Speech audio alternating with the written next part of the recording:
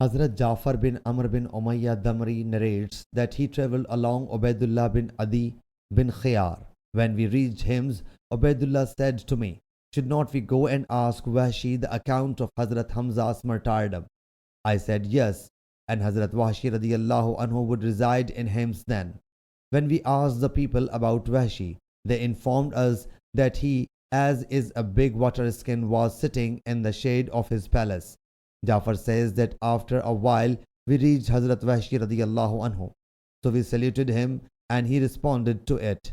He narrates that Ubaidullah had covered himself in such a way as nothing of him was visible to Wahshi except his eyes and feet. Then Ubaidullah said, "O Wahshi, do you recognize me?" He, looking at me, said, "I don't recognize you, but I know only this, that Adi bin Khiyar married a girl whose name was Qital, the daughter of Abu Lis, who bore him one son in Makkah Mukarramah.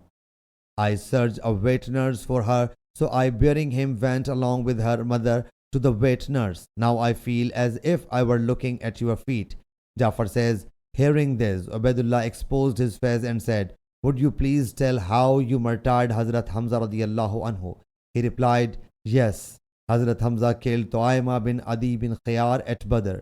So my master Jubair bin Mut'im said to me, 'If you kill Hamza in recompense for my uncle, you will stand free.'" He narrates, when people set out for fighting a war in the year of Ainan, and Ainan is a mountain out of the chain of Uhud mountains, and there is a valley in between Uhud and it. So I also went out with the people to fight the war. When the army was arranged in ranks, Siba came out and challenged, "Is there any rival?" Hazrat Hamza bin Abdul Muttalib came to confront him and said, "O Siba, the son of Anmar, the one who would circumcise other women, do you oppose Allah Jalla Jalaluhu and His Apostle Sallallahu Alaihi Wasallam?" He states that Hazrat Hamza made a violent attack on him and he became like a bygone day yesterday. He says, "Then I hid behind a rock of Hazrat Hamza. When he neared me, I threw my spear at him, which hit him below umbilicus and came out through his buttock." He narrates it was his end. When the people came back, I too returned with them and continued residing in Makkah till Islam spread in this land. So I left for Taif. The people of Taif sent me as a messenger to Allah's Apostle Sallallahu Alaihi Wasallam and told me that he Sallallahu Alaihi Wasallam did not harm the messengers. So I set out accompanied by other people and reached Allah's Apostle Sallallahu Alaihi Wasallam. When he Sallallahu Alaihi Wasallam looked at me, he Sallallahu Alaihi Wasallam said, "Are you Wahshi?" I submitted, "Yes." He Sallallahu Alaihi Wasallam said, "Did you martyr Hamza?" I replied, "It is a thing which is perfectly in your knowledge." He Sallallahu Alaihi Wasallam said, "Would you hide your face from me?" He states, "Then I came out."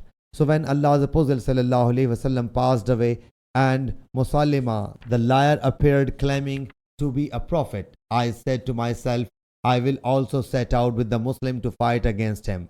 Perhaps I may kill him and thus make amends for killing Hazrat Hamza. So I also went out with the people, and then happened what had to be happened. He relates, a man whose complexion was like that of a wettish camel and his hair was disheveled was standing in a gap in a wall. Being aware that he is Muslima, I adjusted my spear and threw it at him, which hit him between his breasts and passed out through his shoulders. Meanwhile, an Ansari also pounced upon him and struck him on his head with the sword. Moreover, Hazrat Abdullah bin Umar radiyallahu anhu says, a slave girl announced from the roof of a house, "Alas, a black slave has killed the believer's chief, Muslima." Sahih Bukhari, Hadith number 4072.